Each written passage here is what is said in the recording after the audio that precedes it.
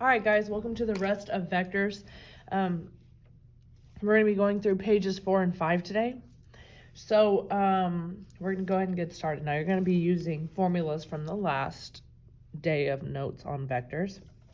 I've gone ahead and written some of them up here in the top left. Feel free to do the same. You're going to be using them throughout this page and probably the next one. All right, so let's go ahead and jump into it. Suppose that v equals 5, 2 and u equals -3, 1. Calculate the angle between v and u. So we're going to be using the formula at the top, cosine of theta, which is equal to v times u. And if you recall from the last video, v times u is dot product, which means we'll be using v1 times u1 plus v2 times u1, or u2. And I'm going to go ahead and label those. v1, v2, u1, u2. All right, so the first thing I'm going to find is the v times u, which goes on top. So we have v1 times u1, so we have 5 times -3 plus 2 times 1, which gives us -15 plus 2, which gives us -13. So -13 is going to be the numerator on the top. All right, so now we have to find the magnitude of u and v separately and then multiply them together. So the magnitude of v is the square root of v1 squared plus v2 squared. So we have the square root, v1 squared, so 25, plus v2 squared, and I'm looking up here, guys, so v1 squared, 5 times 5, 25, v2 squared, 2 times 2, which is 4. All right, and that gives us 29. Okay, and then the magnitude of u, which is going to be the same thing, -3 squared, which is 9, plus 1 squared, which is 1, and that gives us the square root of 10. Okay, so for here, I'm just going to put the square root of 10 times the square root of 29, and you can convert those to decimals if you want. You're going to end up doing the same thing anyway. If I were to simplify this, how it's written, though, it'd be the -13 over the square root of 290.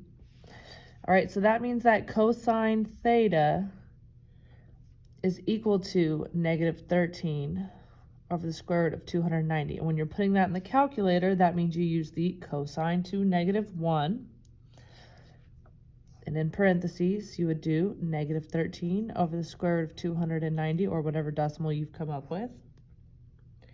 All right, and that's where we would get 139.76 degrees. All right. Find the component form of v with magnitude of 12 and direction angle 60 degrees. So this is the formulas we're going to be using. We've used these already before. So the magnitude is 12, the angle is 60 degrees. So to find x, it would be the magnitude times cosine theta, and y magnitude times sine of theta, which translates to 12 times cosine of 60, which is equal to 6, and 12 times sine of 60, which is equal to 10.392. And that is going to be our component form. We have 6, 10.392, and that is our answer. All right, let's go down to direction angle formula. All right, so here we are finding the direction angle of the vector.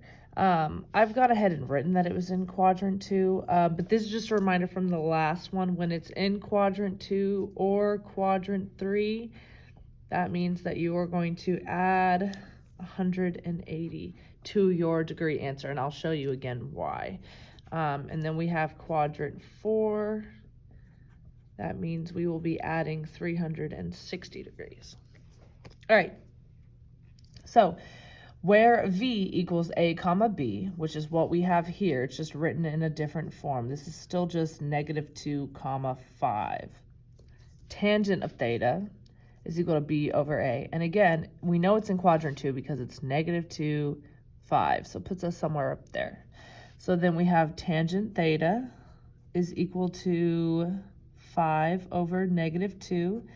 That means tangent theta is equal to -2.5. So when we put that in the inverse, tangent to the -1 of -2.5, we get the measure of -68.199 degrees. Now, if you think about it, -68 is somewhere down here.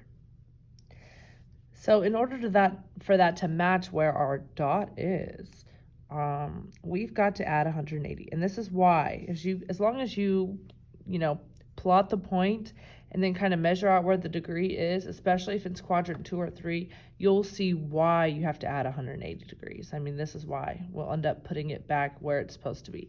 So we add 180 degrees, and that gives us our true measure, 111.801 degrees.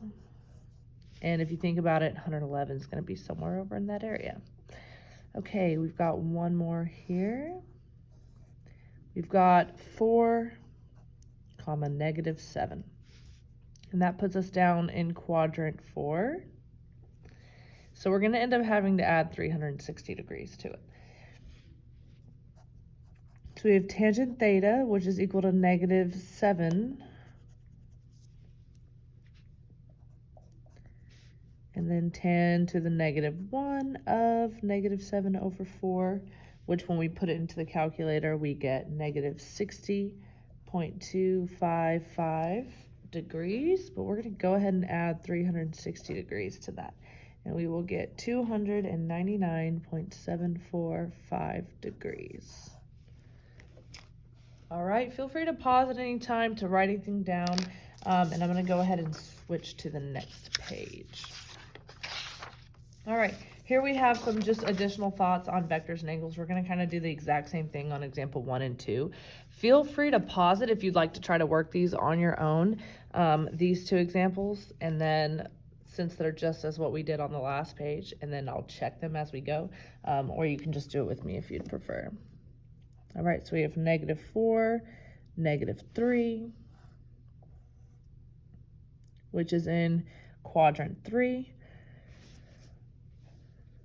We have tangent theta is equal to -3 over -4, which is equal to 0.75.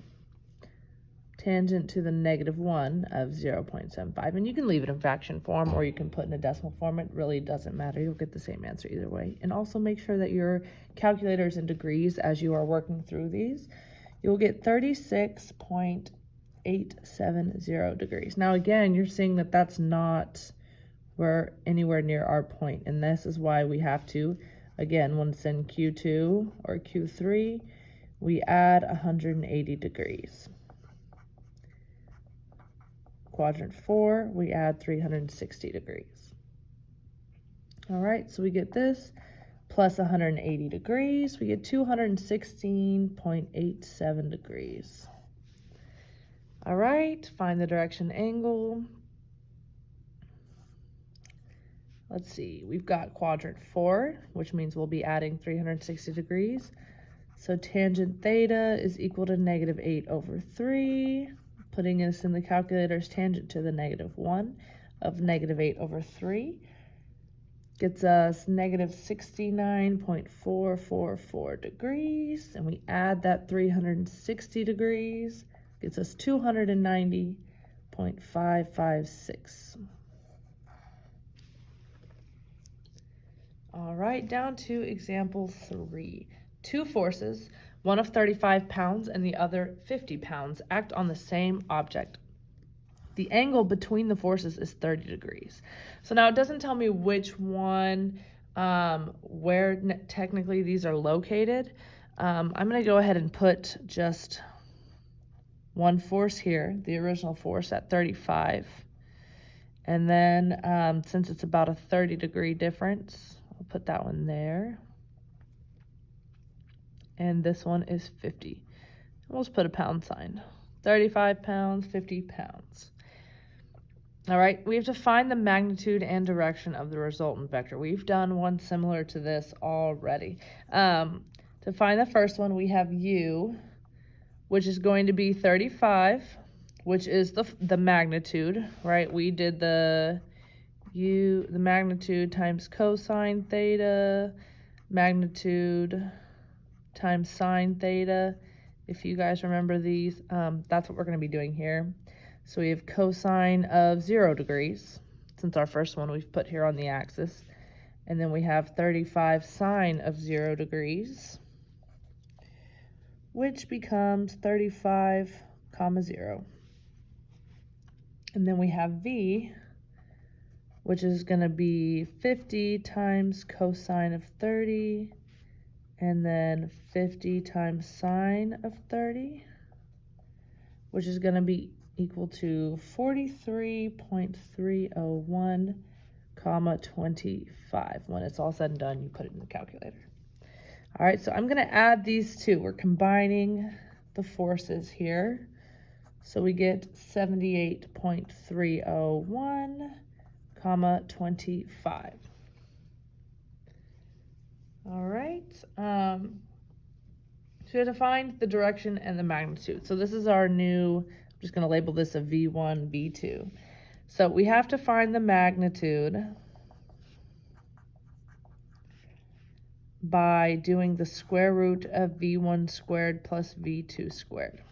All right, and we're going to use these new numbers to find that. So we end up with the square root of 78.301 squared plus 25 squared. And when you put that in the calculator, you'll end up with 82.195 pounds. All right, to find the direction, it's exactly what we were doing up here. So we have tangent. Tangent theta is equal to 25 over 78.301. All right, when you put the tangent -1 of 25 over 78.301 into the calculator, we get 17.707 degrees. And because it's in quadrant 1 already, we don't have to add or subtract. We don't have to add 180 or 360 to it. All right, last one. So we have to find the angle between U and V. This is what we were just using on the last page in order to find the angle. We'll have cosine theta is equal to V times U, so that's dot product. We have U1, U2, V1, V2. So we have V1 times U1 plus V2 times U2. So we'll do the same thing here. V1 -4 times 6 plus 3 times 2, which is equal to -24 plus 6, which is equal to -18. So that's the top. That's what's going to be in the numerator of our formula. And then we have to find the magnitude of each one. So we have magnitude of V, which is going to be equal to the square root of -4 squared plus 3 squared, which is equal to the square root of 16 plus 9, which is equal to the square root of 25, which is equal to 5. Okay, so we have a 5 on the bottom, and then we have U, which is equal to the square root of 6 squared plus 2 squared, which again is equal to 36 plus 4 square root of 40.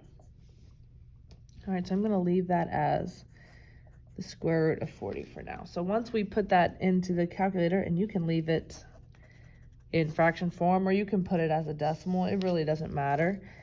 Once I do cosine to the -1 of -18 over 5 square roots of 40, I will end up with 124.695 degrees. All right, and that is the end of vectors.